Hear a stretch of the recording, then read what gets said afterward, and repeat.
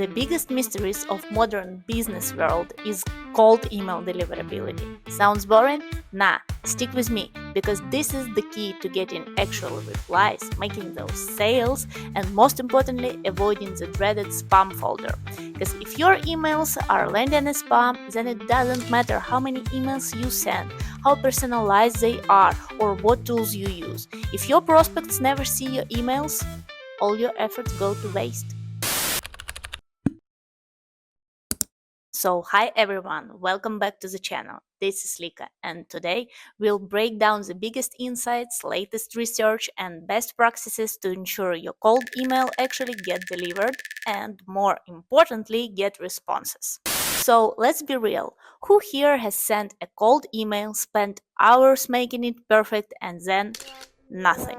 If you're nodding right now, you're not alone, but don't worry. Today we're covering everything you need to know to get your emails seen, read, and responded to without breaking a sweat. Stick around, because we'll also cover Google changes, how optimize your outreach for 2025, and a special bonus at the end.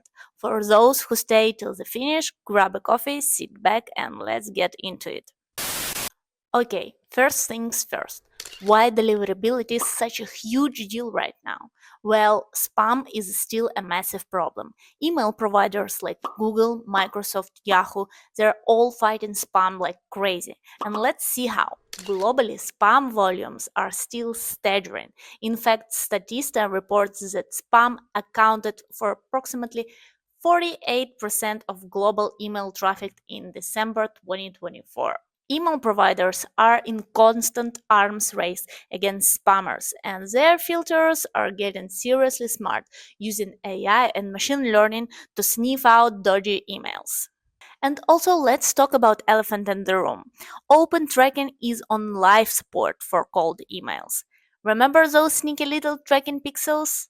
Google basically pulled the plug. They are now actively warning users about potential tracking, proactively inviting them to hit that report spam button if anything look remotely suspicious. This isn't just about inaccurate open rates anymore. It's about actively damaging your sender reputation. Back in the day, email tracking was a sneaky little trick marketers used to know when their emails were opened. It worked like this. A tiny invisible image called pixel was added to an email. When the email was opened, a pixel loaded, sending a signal back to the sender. But now Google warns users about this and even suggests reporting it as a spam if they suspect tracking. Yikes. And overall, guys, let me tell you why your emails going into spam folder is such a big deal and bad news. Seeing your email in spam in an instant credibility killer. And it can hurt your sender reputation. Too many spam flags and boom, your domain gets bad rep, making sure emails even harder to deliver. But don't panic, it's tougher. By focusing on genuine engagement, building trust, and playing by the new rules, you can rise above the noise and reach your ideal prospects more effectively than ever. It's about quality over quantity, folks. Let's dive into how to win this deliverability battle. Alright, let's talk domains. This is where your deliverability journey starts. Choosing the right domain setup is absolute bedrock for your deliverability strategy. Get this wrong and you're building your house on sand. Primary domain. This is your main website domain, like yourcompany.com. Great for your website, maybe some customer emails, but risky for cold outreach. It's your main online identity, where your website lives, where customer finds you, where your important emails come from. Using it for cold outreach, it's like using your fancy house to run a yard sale. Not the best idea. Well, let's talk about pros. Brand consistency is great for existing customers. If your email warm leads who already know you, your primary domain can work. Established reputation can be a plus if it's a squeaky, clean reputation. For brand recognition, primary domains are unmatched, reinforcing your identity with every email. Cons. Huge risks. Cold outreach by its nature, it's riskier.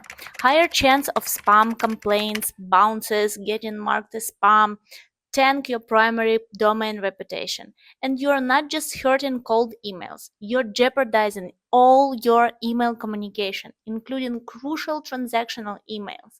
Plus, it can look a bit generic for cold outreach. For example, info at yourcompany.com just screams marketing blast. If you use your main company domain for cold outreach, you risk damaging your brand reputation, especially if people don't like getting your emails. Then subdomains like blog.yourcompany.com or sales.yourcompany.com. Better for organizing stuff, but it's kinda linked to your main domain anyway. Not ideal for high volume cold outreach risk isolation. So, pros. Mail providers do like you segmenting different types of email traffic, helps keep things tidy. Subdomains help categorize email types, improving sender organization and potentially deliverability for different communication streams. Cons: limited risk isolation. Here is the problem. Subdomains are directly connected to your main domain. This means if something goes wrong with your subdomain, like getting marked as spam, for example, it can hurt your main domain reputation too. Think of it, it's not separate system, but more like a room in the same house. Plus, subdomains often look too corporate for personal outreach emails. Email providers like Gmails can tell that your subdomain is linked to your main domain, so any bad reputation can spread between them. And secondary domain, your golden ticket for cold emails. Think of it, it's like separate identity just for outreach. Something similar to your domain but different, like in our examples. If your secondary domain gets dinged, your main domain is safe. So, pros: risk isolation. Huge. This is a big one. Your secondary domain takes the hits, your primary domain stays safe. Experimentation. You can test different strategies, messages without fear of nuking your main domain. You can choose a domain name that's still brand related but feels more outreach focused, more personal. Secondary domains provide maximum protection for your primary domain reputation, allowing for safer experimentation with cold outreach strategies. Cons: management complexity. Well, yeah, it's a bit more setup for domains to manage, more authentication records, but trust me, the deliverability benefits far outweigh the extra effort. Also, maybe some prospects might see a secondary domain as slightly less official, but honestly, with proper setup and branding, this is minimal, and deliverability gains are massive. Managing multiple domains requires additional setup but offers superior control over sender reputation and deliverability for cold outreach. So, for serious, scalable cold outreach, secondary domains are the way to go. It's about smart risk management and maximizing your inbox placement. When choosing secondary domain, keep them memorable and brand adjusted. As variation prefixes, suffixes, make sure they still relate to your main brand, so there is a clear connection. Think brand extension, not brand confusion. Consider domain extensions that align with your brand and target audience to enhance perceived and relevance and trustworthiness. Okay, domain name chosen. Now let's zoom in those domain extensions, the .com, .io, .net part. This might seem minor, but TLDS carries weight in the eyes of email providers and even your prospects. It's like choosing the right suit for first impression. You want to project credibility and trust. Let me break down domain extensions, TLDS, into three super simple groups based on what we've seen work the best. Our friends in Spam House, they're like email reputation police, back this up for us. So, the good ones. These are your safe bets. Everyone trusts them. .com, the classic. Everyone knows and trusts it, can't go wrong side.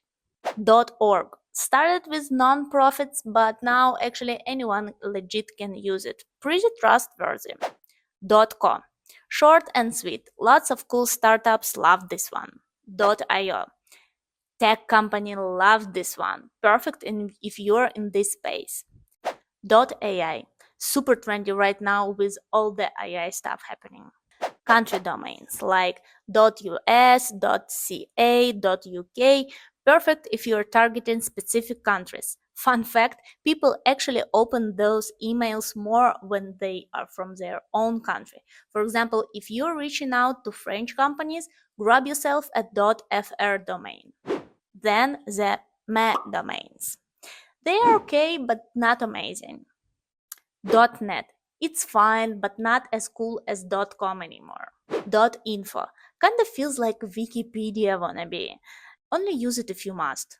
.biz. Tries to be professional, but doesn't quite nail it like .com does. And then the sketchy ones. Avoid these like bad Wi-Fi. Email filters, hate them. Stuff like .xyz, loan, win, basically anything that sounds too cheap or weird. Using this is like showing up to a fancy restaurant in flip-flops. Probably not gonna work out well. Save yourself that headache and spend few extra bucks on a good domains.